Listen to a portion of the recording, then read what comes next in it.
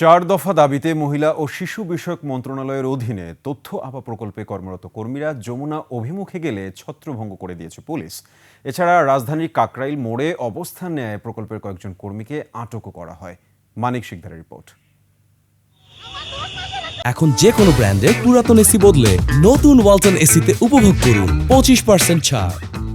রাজস্ব খাতে অন্তর্ভুক্তি ও বেতন ভাতা পরিশোধের দাবিতে গত ২৮ মে থেকে জাতীয় প্রেসক্লাবের সামনে আমরণ অনশন কর্মসূচি পালন করেন তথ্য আপার কর্মীরা।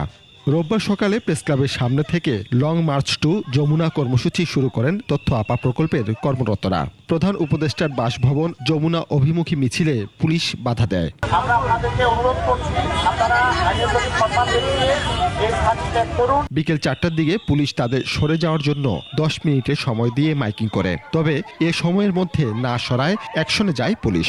লাঠিচার্জ করে আমার হাতের এই অবস্থা দেখেন, আমি হাতটা নড়াইতে পারতেছি না। আমাদের এই সহকর্মী হচ্ছে হিজাব ছিটাই নিয়ে গেছে। আমাদের দুজন সহকর্মী পড়ে গেছে, তারা অজ্ঞান অবস্থায় পড়ে গেছে, একজন হাত ভেঙে ফেলছে। তৃণমূল নারীদের স্বাস্থ্য, শিক্ষা, কৃষি, আইন, জেন্ডার, ব্যবসা, পরিবার পরিকল্পনা এবং সাইবার সিকিউরিটি এই ৮টি বিষয়ে জরুরি তথ্য সরবরাহ ও সহায়তা দিয়ে আসছেন ১৫০০ কর্মী।